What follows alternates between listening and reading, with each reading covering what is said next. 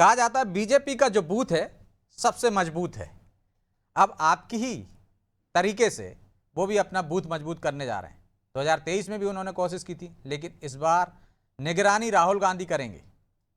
तो इसको आप हल्के में क्यों ले रहे हो कि महिलाएं तहस नहस कर देंगी, या चिंता होनी चाहिए? देखिए, ऐसा है कि भारतीय जनता पार्टी का जो बूथ मैनेजमेंट है वो चुनाव को देखकर होता है। हम्म। सबसे पहली बात, हमारा जो बूथ का कार्यकर्ता है वो 24 घंटे 7 दिन सक्रिय रहता है। तीसरी बात यह है कि हमारा जो बूथ का कार्यकर्ता है वो, उसकी अकेली समीक्षा नहीं होती, नीचे से ऊपर और ऊपर से नीचे हर चीज की समीक्षा होती है। लेकिन आज कांग्रेस जो है वो जिन कार्यकर्ताओं की समीक्षा करना चाहती है, बूथ मैनेजमेंट की समीक्षा करना, राहुल गांधी जी आ रहे हैं, स्वागत है।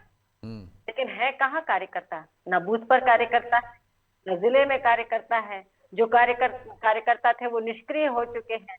हम्म। और इसके अलावा सबसे बड़ी बात यह है कि जिनके नेतृत्व में 99 चुनाव हार चुके हैं, उनकी समीक्षा कब होगी? उन पर प्रश्न चिन्ह कब लगेगा?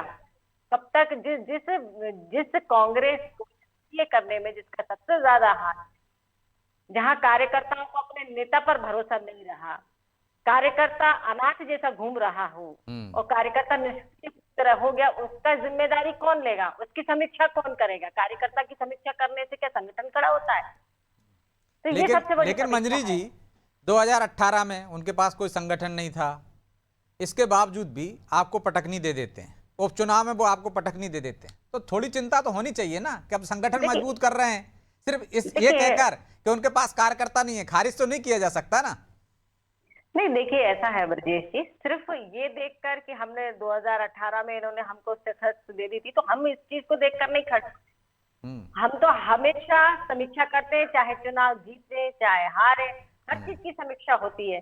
2018 का जो चुनाव था, इन्होंने झूठ बोला था कि हम किसानों का जो है वो कर्जा माफ कर देंगे, बेरोजगारों को 4,000 रुपए देंगे, बेरोजगारी भत्ता। लेकिन इन्होंने दिया क्या? तो वो झूठ बोलकर ये सत्ता में आए थे। और जब किसानों की बात नहीं सुनी गई तो इनके ही वरिष्ठ नेताओं ने इन पर प्रश्न चिन्ह खड़े किए। हम्म। इनके ही वरिष्ठ नेता कि हम धरने पर बैठे, हम पर आ जाएंगे। तो इसमें झूठ जो है वो सामने दिख रहा था कांग्रेस का, और हम्म। उनके नेताओं ने आईना दिखाया और सबके सामने लेकर आए कि ये झूठ बोलकर सत्ता में आए हैं। तो इसीलिए जब अगला चुनाव हुआ 2023 का, तो जनता ने उनको दिखा दिया कि हम ठीक। आपके झूठ और भ्रम जाल में नहीं फंसने वाले हैं। ठीक है।